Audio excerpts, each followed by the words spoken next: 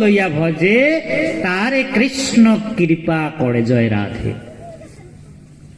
সেই জন্য শাস্ত্র গোবিন্দক লাভ করার পঞ্চভাবের কথা বর্ণনা করে গেছে। ভাগবত এই কথাটা কয়, কি কি?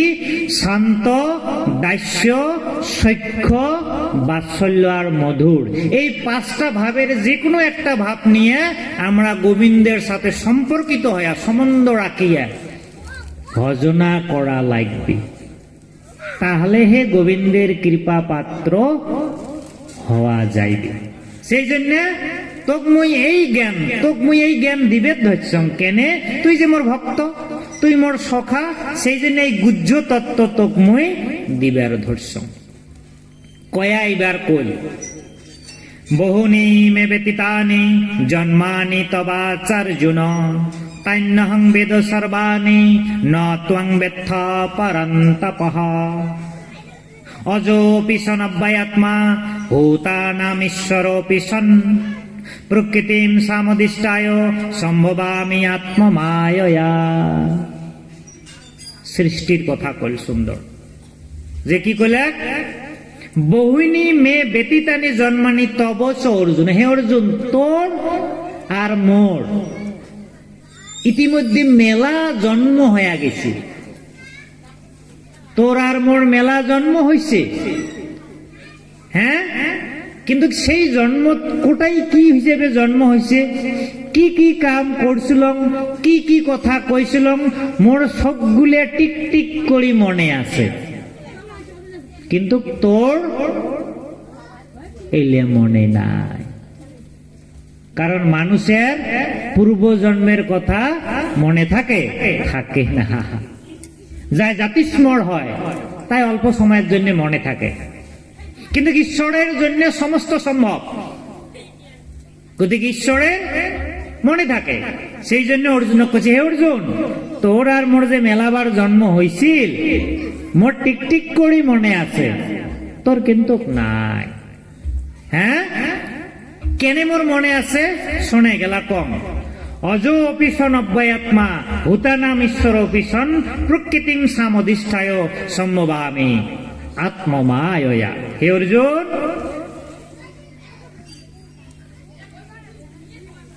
যে মই অজ, মানে মোর জন্ম রহিত, মোর কোনো জন্ম নাই, মোর মৃত্যু নাই, মই অবিনশ্বর। আর সর্বভূতের ঈশ্বর হইয়াও মই নিজের প্রকৃতিক আশ্রয় করি, অধিষ্ঠান করি, নিজের মায়ার দ্বারা মই আবির্ভূত হ। তোমার এটাই মহামায়া ধাম আছে, মই আসতে দেখলো। মহামায়া মানে কি? মহামায়া মানে কি? যোগমায়া। মহামায়া গোবিন্দের এই যোগমায়া। মহামায়া, যোগমায়া, দুর্গা, কালী যেনগুলি আমরা কই, ভাগবতত এইলে কয় যোগমায়া। এই যোগমায়া কার শক্তি? ঈশ্বরের শক্তি, ঈশ্বরের শক্তি। গতিকে শক্তিমান কায়? ঈশ্বর। সেই শক্তিমানের শক্তি কায়? যোগমায়া। গতিকে যেমন মুই যদি কিবা একটা জগটা তোলং, মোর শক্তি লাগবে, তো শক্তির জন্য মুই জগটা তুলছং, তা গতিকে এই শক্তি হিসেবে যোগমায়া ঈশ্বরের। গতিকে ঈশ্বরে যখন লীলা করির যায়, যোগমায়াক আশ্রয় করিহে বিভিন্ন সৃষ্টি কার্য করে, বিভিন্ন লীলা করে। কারণ যোগমায়াক আশ্রয় না করলে সৃষ্টি কার্য অসম্ভব। সেই জন্য কইছে মোর প্রকৃতি, সাংখ্য দর্শনত যাক অব্যক্ত প্রকৃতি বুলি কোৱা হয়, বেদান্তত যাক অনির্বচনীয় বুলি কোৱা হয়, অবিদ্যা বুলি কোৱা হয়, এই ভাগবতত গীতাত তাক কয় যোগমায়া। গতিকে এই যোগমায়াক আশ্রয় করি মুই জন্মগ্রহণ করম। এটাই প্রশ্ন হয় না? এটাই প্রশ্ন হয় না, ঈশ্বরের কিসের জন্ম? তোমরা দেখবেন আমার সনাতন ধর্মর যেনগুলো নাই, অন্য যেনে হিন্দু, যেনে খ্রিস্টান, বৌদ্ধ, জৈন বা তোমার ইসলাম যেনগুলো আছে, উমরে কৃষ্ণ কৃষ্ণ কি বলি কয়? এই ওটা না মানুষ। উমের যুক্তিও ঠিক, উমের যুক্তিও ফির রাইট। কেন ভগবানের কোনদিন জন্ম হয়? কৃষ্ণর না জন্ম হয়েছে, তা ভগবান কেন করিব, কেন করি ভগবান? খাওয়া দাওয়া করে, মরে, কেন করি ভগবান? প্রথম শুনলে উমের যুক্তি গুলে শশা যেন লাগে, শশা যেন লাগে, কিন্তু যখন প্রকৃত জ্ঞানের উদয় হয় তখন হে জানা যায় নন্দীর ছেলে কৃষ্ণই পরম ভগবান। এই যে উমে কইছে যে নিজে নিজকে মুই জন্মগ্রহণ করা কন্ত আইমাও গুলে, কন্ত চেংড়া চেংড়ি গুলে, তোমরা নিজকে নিজে জন্মগ্রহণ করার পাইছেন নাকি? পান নাই। কিন্তু ঈশ্বরে কইছে মুই নিজকে নিজে জন্মগ্রহণ করান, তার মানে উনি ঈশ্বর। এটি ঈশ্বরের জন্য সম্মত। শাস্ত্র কইছে জন্ম কর্মস দিব্যমেব যে ব্যক্তি তত্ত্বতঃ ত্যক্ত্বা দেহং পুনর্জন্ম নৈতি মামেতি অর্জুন। হে অর্জুন, মোর জন্ম আর কর্ম অলৌকিক দিব্য, যারো জাগতিক মানুষের নাকান নোয়ায়। গতিকে মুই জন্মগ্রহণ করং মানে অবতার গ্রহণ করং, মুই খাওয়া দাওয়া করং, মুই গরু চড়াং, মুই যুদ্ধ করং, এটি দেখিয়ে যদি তোমরা মোক সাধারণ মানুষ বলি ভাবে তাহলে তোমার অধগতি হবে। মুই অজ অপিছন অব্যয়াত্মা ভূতানাম ঈশ্বর অপিছন। মুই অজ, মোর জন্ম নাই, মোর মৃত্যু নাই, মুই অবিনশ্বর, তথাপিও মুই জন্মগ্রহণ করং। কেনে ৬-৭ নম্বর শ্লোকত পাম, মুই আগতে এটা না কম। ওই যদা যদাহি ধর্মেশ্বর কথা আই যাবে। কেনে গোবিন্দ জন্মগ্রহণ করে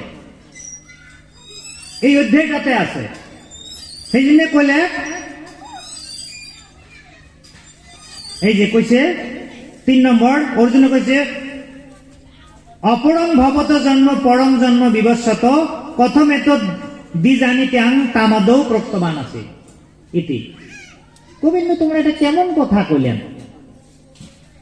আমার মেলাবার জন্ম হয়েছে মুই না জানো, ঠিক তোমরা জানেন কেমন হল? এটা কথাটা মুই বুঝলুম না। অর্জুনে প্রশ্ন করছে, তখন এই কথাটা কইছে বহুনিমে বেটিতানি জন্মানি তব চারজন তাইন্নাহং বেদ সর্বাণী নতং বেদ পরন্তপ অজ অপিশন অব্যয়াত্মা ভূতানাম ঈশ্বর অপিশন প্রকৃতিম সামদিষ্টায় সম্ভুভাগময়ী যোগমায়া।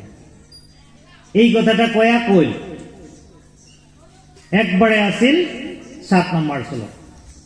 তাহলে মুই কেন জন্মগ্রহণ করং? এই যে উমরিয়া কইছে মানসি বলে যে কয় উমে মানুষ জন্মগ্রহণ করে, এইবার কারণ দর্শাই কেন মুই জন্মগ্রহণ করং। যদা যদা হি ধর্মস্য গ্লানির্ভবতি ভারত অভ্যুত্থানম ধর্মস্য তদাত্মানম সৃজাম্যহম পরিত্রাণায় সাধুনাং বিনাশায় দুষ্কৃতম ধর্ম সংস্থাপনার্থায় সম্ভবামি যুগে যুগে। ক্লিয়ার করে দিল যাই করি কয় যে মানুষ তো জন্ম হয়, ভগবানের তো কোনো জন্ম নাই। উমের গুলে ক্লিয়ার করে দিল। কি ক্লিয়ার করে দিল? যে মুই জন্মগ্রহণ করম, মুই অজ, মোর জন্ম নাই কিন্তু জন্মগ্রহণ করম। কেনে? কারণ দিলাই না বলে যদা যদা হি ধর্মস্য যখনে যখনে ধর্মের নামত গেলানির ভবতি, গেলানি হয়, ধর্মের নামত অধর্ম হয়। ভারত মানে হে ভারত মানে হে অর্জুন, হে অর্জুন যখনে যখনে ধর্মের নামত বেবিচার হয়, ধর্মের নামত গেলানি হয়, অভ্যুত্থান ধর্মস্য অধর্মের আবির্ভাব হয়, তদা তখনে তখনে আত্মানম মুই নিজকে নিজে, কথাটা বুঝবেন, আত্মানম মানে কি? মুই নিজকে নিজে সৃজামি সৃষ্টি করা, মানে গোবিন্দক সৃষ্টি করার জন্য কারো প্রয়োজন হয় না, কিন্তু আমার সৃষ্টি করার জন্য, আমার জন্ম দেওয়ার জন্য প্রয়োজন হচ্ছে মা বাবার। আমরা নিজকে নিজে সৃষ্টি করি পাই না। গোবিন্দ কইছে মোক কাউ সৃষ্টি করা লাগে না, মুই নিজকে নিজে আবির্ভাবিত করা। কয়া কইল ৮ নম্বর শ্লোক কারণ দিল কেনে। ১ নম্বর পরিত্রাণায় সাধুনাং, মোর যেনগুলো ভক্ত আছে উমের গুলা রক্ষা করার জন্য মুই আবির্ভাব নেয়। ২ নম্বর বিনাশায় দুষ্কৃতাম, যেনগুলো দুষ্ট আছে, দুষ্কৃতিকারী আছে, পাপাচারী আছে, বেবিচারী আছে, উপদ্রবকারী আছে, উমের গুলা বিনাশ করার নিমিত্তে মুই অবতার গ্রহণ করম। ধর্ম সংস্থাপনার্থায় স মানে আরো আরো পুনরায় সেই সৎ সনাতন ধর্ম প্রতিষ্ঠা করার জন্য সম্ভবামী জন্মগ্রহণ করো। কুম্বালা যুগে যুগে, প্রত্যেক যুগে যুগে মুই জন্মগ্রহণ করো। আমার যুগ কয়টা? চারটে। সত্য, ত্রেতা, দাপর, কলি। সত্য যুগত নারায়ণ মৎস্যকুর্ম অবতার আছিল, ত্রেতা যুগত রামচন্দ্র, দাপর যুগত কৃষ্ণ, কলি যুগত কল্কি অবতার হবে। যুগে যুগে অবতার গ্রহণ করে। তা গোবিন্দের অবতার 6 প্রকারের হয়। পূর্ণ অবতার, গুণ অবতার, সপ্তাবেজ অবতার, এইরকম করে 6 প্রকারের অবতার হয়। যেমন ব্যাসদেবও ভগবানের অবতার। ভাগবত লিখছে ব্যাসদেব গোবিন্দের সপ্তাবেজ অবতার। গোবিন্দের একটা শক্তি নিয়ে অবতার করে সমস্ত বেদ লিপিবদ্ধ করছে, বিভাজন করছে। সাধারণ মানুষ এটা পাইলে হয়, পাইলে হয়। সুখদেব গোস্বামী কায় স্ফূর্তি অবতার। গোবিন্দের এই লীলা কথা প্রেমময় রসময় রূপে বর্ণনা করছে। রামচন্দ্র হয়েছে আংশিক অবতার, গোবিন্দের অংশ নিয়ে জন্মগ্রহণ করছে। ব্রহ্মা বিষ্ণু মহেশ্বর হয়েছে গুণাবতার, আর মহাবিষ্ণু হয়েছে মহাবিষ্ণু হয়েছে গুণাবতার। আর কৃষ্ণ মানে দাপর যুগত যে কৃষ্ণ জন্ম নিছে উনি হয়েছে পূর্ণ অবতার। পূর্ণ অবতার মানে কি? সেই গোলক বৃন্দাবন যেমন আছেন, যাক যাক নিয়ে যে যে লীলা করছে, যেন করে লীলা করছে, সেই সাঙ্গ পাঙ্গ পার্শ্বদ গণক নিয়ে যখন কোন টাইমত কোন একটা স্থানত ওই একের উপর বৃন্দাবনের যেটা রূপ, যেটা লীলা, ওই নিয়ে অবতার গ্রহণ করে লীলা করে, উয়াকে কয় পূর্ণ অবতার। তার মানে দাপর যুগত কৃষ্ণর যেটা অবতার আছিল এটা পূর্ণাবতার। আমরা মেলা মানছি কই, মেলা মানছি বিভ্রান্তিত পড়ি। ব্রহ্মা না আগের, কৃষ্ণ তো দাপর যুগত হয়েছে। ব্রহ্মা না সৃষ্টির আগত, বিষ্ণু নে সৃষ্টির আগত, মহেশ্বর মানে শিব নে সৃষ্টির আগত। তাহলে কৃষ্ণ থাকি শিবই বা বড়, কৃষ্ণ থাকি ব্রহ্মায় বা বড়, কৃষ্ণ থাকি বিষ্ণু বড় নাকি? হয় না? দেখো এই বাস্তব প্রশ্ন, কিন্তু এই প্রশ্নগুলোর সমাধান নাই দেখি আমরা বিভ্রান্তিত পড়ি। কিন্তু নয়, পূর্ণাবতার কৃষ্ণ হয়েছে পূর্ণ। যদি কৃষ্ণ দাপর যুগত, তাও কৃষ্ণ পূর্ণকে সেই গোলক বৃন্দাবনত যে নিত্য লীলা করছিল দাপর যুগত ওই হিসেবে আছে, দাপর যুগত লীলা করি আছে। এটার প্রমাণ কোথায় পাই? ভাগবতের চতুর্শ্লোকী মহাভাগবতের 1 নম্বর শ্লোক। ভাগবতত কইছে অহম এবাসম এবাগ্রে নান্যাদিয়াৎ সদসৎপরম পশ্চাদহম যদেতস্য যো অবশিষ্যত সস্মামহম। ব্রহ্মাদেব কয়া আছে, ব্রহ্ম হে ব্রহ্মদেব, মুইয়ে সৃষ্টির আগত আসন, তুইও নাই, কাও নাই, মুই আদি, মুই অনন্ত, মোর থাকি সৃষ্টি হয়। এই যে তোরও সৃষ্টি হয়েছে, আবার মুইয়ে পরিপালন কর। যখন ধ্বংস হয়ে যাবে মতে সমস্ত বিলীন হয়ে যাবে। মুইয়ে আদি, মুইয়ে মধ্য, মুইয়ে অনন্ত। দ্বিতীয় অধ্যায়ে এই কথাটা কয়া গেছিল, কিন্তু গীতার আছে এই কথা, দ্বিতীয় অধ্যায়ে আছে শ্লোকটা। তার মানে কৃষ্ণ আদি অনন্ত, কৃষ্ণ। তাহলে ব্রহ্মা বিষ্ণু মহেশ্বর কৃষ্ণ থাকি কম নাকি? কৃষ্ণ থাকি কম পাওয়ারই নাকি? কম পাওয়ারই নাকি? বা ব্রহ্মা বিষ্ণু মহেশ্বর কিন্তু কম হল নাকি? নয়, খালি লীলার তারতম্য, ব্যবহারের তারতম্য। বস্তুটা আমি বুঝি দিলে ক্লিয়ার হবে। ব্রহ্মা বিষ্ণু মহেশ্বর এক ঈশ্বর, ইমেকো আমরা হীন মান্যতা, হীন বলি জ্ঞান করা যাবার না। পার্থক্যটা কোটাই একটা উদাহরণ দিয়ে বুঝি দিলে তোমার ওগুলো স্পষ্ট হবে। যেমন দেখো, আমরা ঠাকুর দিবে, ঠাকুরক পুজো বুঝে গেলে 3টে বস্তু লাগে আমার। 1 নম্বর লাগে দিয়েড়ি, 2 নম্বর তুলসীর চক বানামো, আমার লাগে একটা ঘট, 3 নম্বর দিয়েড়িতে যে গোসা দেবো, দিয়েড়িতে উপরে তুলি দেওয়া লাগবে, তার জন্য লাগে ঠগা। 3টে বস্তু, ঘট, ঠগা, দিয়েড়ি। 3টের ব্যবহার বেলেগ বেলেগ। দিয়েড়ির দেবো আমরা বাতি, বাতিতে উপরে তুলি দেওয়া লাগে, তার জন্য ঠগা। জল আনবো বা তুলসীর টব রাখবো, তার জন্য ঘট। ব্যবহারিক দৃষ্টিত ঘট, দিয়েড়ি আর ঠগা তিনটে বেলেগ বস্তু, হয় না নয়? কিন্তু স্বরূপগত দৃষ্টির যদি যান, স্বরূপগত দৃষ্টির তিনটে এক। কি মাটি? ঠগাও মাটি, ঘটও মাটি, দিয়েড়িও মাটি। আমরা যে বিভিন্ন রূপে ব্যবহার কর্ম কামের জন্য তিনটে মাটিতে আমরা তিনটে রূপ দিচ্ছি, হয় না? এই তিনটে যখন ধ্বংস হয়ে যাবে, মাটি হয়ে যাবে।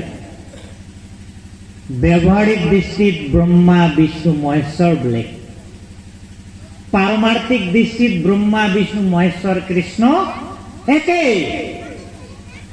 এই যে কৃষ্ণ কৈছে মই লীলা কৰিম, লীলা করলে তো একলাই না হয়, মেলা হওয়া লাগে।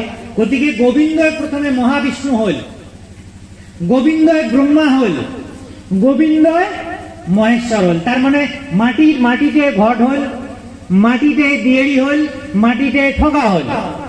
তা মায়ের ঘট দিয়েড়ি ঠগার ব্যবহার বেলেগ। ঠিক কৃষ্ণই ব্রহ্মা হইল, কৃষ্ণই বিষ্ণু হইল, কৃষ্ণই মহেশ্বর হইল, হইয়া বিভিন্ন কার্য, উমের কার্য বেলেগ বেলেগ। কিন্তু মূলত কি? ঠগা দিয়েড়ি ঘট মাটি, ব্রহ্মা বিষ্ণু মহেশ্বর মূলত কৃষ্ণ। গতিকে আমরা পার্থক্য করিলে হবার নয়, তত্ত্বটা বুঝে লাগবে। তা আমরা এটা ক্লিয়ার হলাম, ব্রহ্মা বিষ্ণু মহেশ্বর মানে কৃষ্ণর আগে নয়, কৃষ্ণে রূপান্তর হয়েছে, বিবর্ত হয়েছে। দ্যাট ইজ কল পরিণামবাদ, বিবর্ত হয়েছে। যেমন এই ঘট দিয়েড়ি ঠগা পরিণাম মাটির, ঠিক ব্রহ্মা বিষ্ণু মহেশ্বর বিবর্ত পরিণাম। হ্যাঁ, তাহলে এই কথাটা কইল। গতিকে মুইয়ে যুগে যুগে অবতার গ্রহণ করো। সৃষ্টির আদি ব্রহ্মা বিষ্ণু মহেশ্বর হয়েছে, দাপর সত্য যুগত মৎস্য অবতার হয়েছে, কুর্ম অবতার হয়েছে, ত্রেতা যুগত রাম হয়েছে, দাপর যুগত শ্রীকৃষ্ণ হয়েছে, কলিযুগত চৈতন্য মহাপ্রভু হয়েছে, আরো কলকি অবতার আসছে। হ্যাঁ, তারপরে কইল এই জ্ঞান জগৎ, এই জ্ঞান জগৎটা যদি স্পষ্ট ভাবে শুনি, আমার মনে যেগুলো কোয়েশ্চিন আছে, বিশেষ করে শিক্ষিত চ্যাংড়া চ্যাংড়ি গুলার, এই মনের প্রশ্নগুলো কিন্তু শিক্ষিত গুলের বেশি হয়, তোমরা গুলের নাই। শিক্ষিত গুলে কবি কৃষ্ণ ভগবান নয়, ওটা মানুষ। শিক্ষিত গুলে কবি কৃষ্ণ পাশের, ব্রহ্মা আগের। তোমার গুলের মনন নাই, তোমার গুলের ধারণা স্পষ্ট, কারণ তোমরা গুলে বৈষ্ণব। আর বৈষ্ণব কি? দদামি বুদ্ধি যোগ মদভক্তা, মোর ভক্তক মুইয়ে জ্ঞান যোগ বুদ্ধি যোগ দেন, তুমি কাউ দেওয়া না খায়। তোমার গুলে কিন্তু তোমার মন সেই জন্য এই ভাব নাই, তোমরা কৃষ্ণকে পরম ভগবান বলে জানে। কিন্তু শিক্ষিত গুলে, দিনগুলো সংসারী জীবী সাধুগুরু সঙ্গ না করে, ভাগবত কথা শ্রবণ না করে, উমের গুলের মনতে হে এইগুলো সংশয়, এইগুলো প্রশ্ন। সেই জন্য এইবার কইলে, এই যে মুই যে শ্লোকটা কইছম আগত, জন্ম কর্ম চ দিব্যমেব ইয় ব্যক্তি তত্ত্বতঃ, জন্ম কর্ম চ মে দিব্যম এব যো ব্যক্তি তত্ত্বতঃ, ত্যক্ত্বা দেহং পুনর্জন্ম নৈতি মামেতি সর্জুন। মোর জন্ম আর কর্ম দিব্য অলৌকিক,